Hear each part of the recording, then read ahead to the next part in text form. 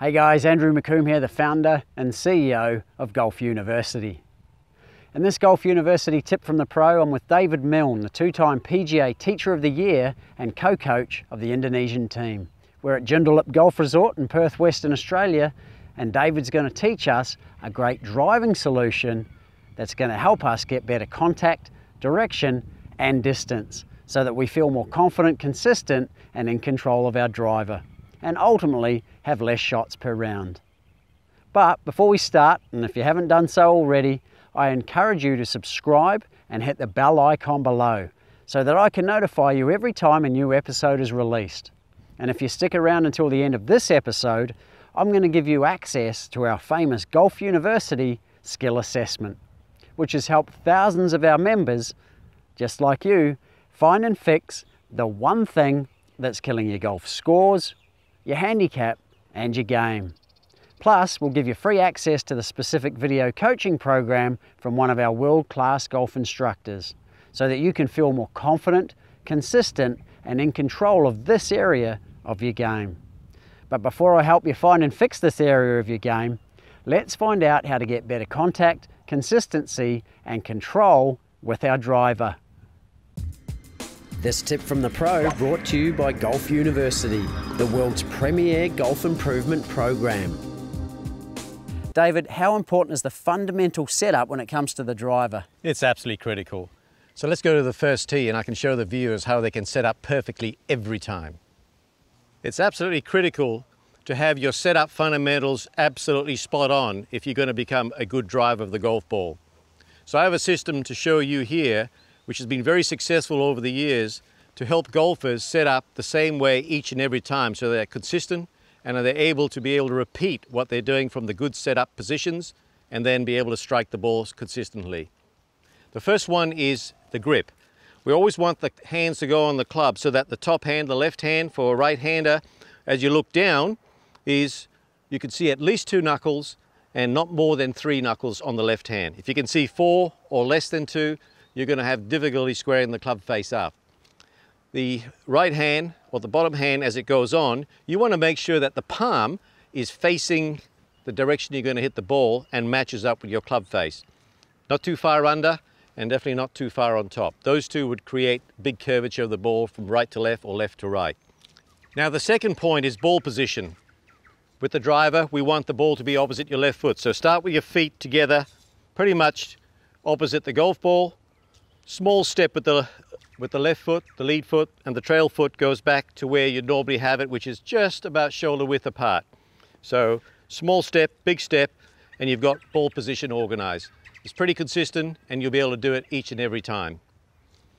What we want to do right now is get the right posture because that's critical to allow you to start in balance and then more importantly, maintain your balance through the swing.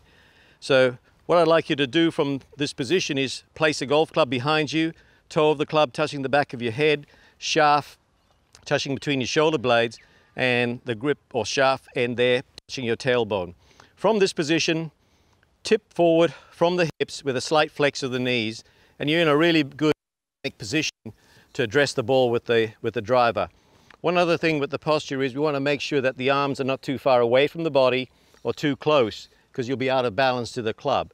So from this point here, we want to make sure that if you just drop the right hand or the trail hand off the club and then able to put it on straight away, you'll find that you're the right distance. If you're too far, it'll fall pretty much to the end of the grip, and if you're too close, it'll fall towards the bottom end of the grip. So that's a simple way to check where that needs to be in that position.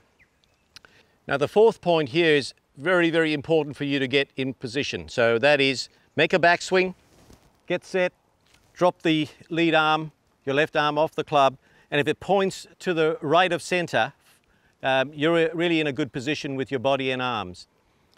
If you tend to hang left, which a lot of people do, and if you drop your arm off, you're going to see it pointing to the left or even worse, over your left knee. You need to fix that if you're going to become a better driver of the ball. So get it back, good turn, drop the club, hand off the club, and from there, you're able then to make a golf swing right through to the finish, and the second checkpoint here in the finish, drop the other hand off, and it just should fall just forward of your right knee. Those two positions back and through are going to allow you to really get the body and arms in sync so that the swing becomes very dynamic and you're able to produce a lot of strong drives and, more importantly, be a lot more consistent. Let me show you.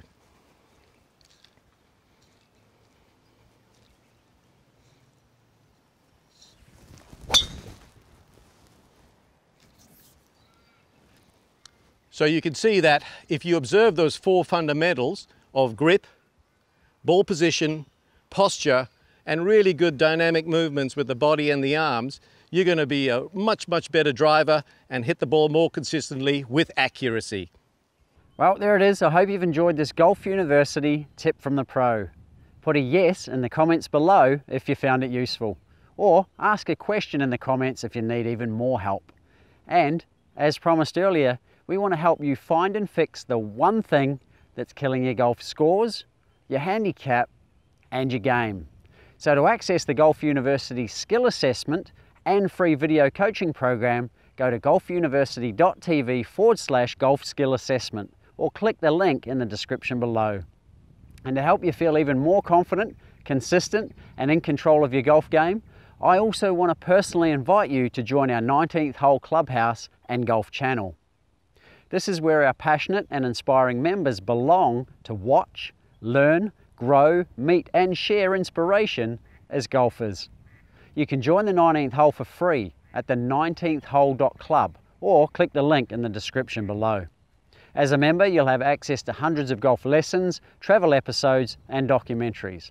Plus you'll get member-only discounts on our golf schools, tournaments, travel, tours and signature programs. And if you're a golf addict like myself, you can also join our members-only Facebook group by clicking the link in the description below. And remember, if you've enjoyed this lesson, or you'd like to ask some questions, or maybe you've even got a suggestion for another episode, then leave a like and a comment below, and my coaches and I will do our best to answer them for you. And if you've got any golfing friends who'd benefit from this lesson, hit the share buttons below. And remember to hit the subscribe and the bell icon below too, so that I can notify you every time a new episode is released. Thanks for watching, sharing and commenting, guys. I'll see you in the 19th hole.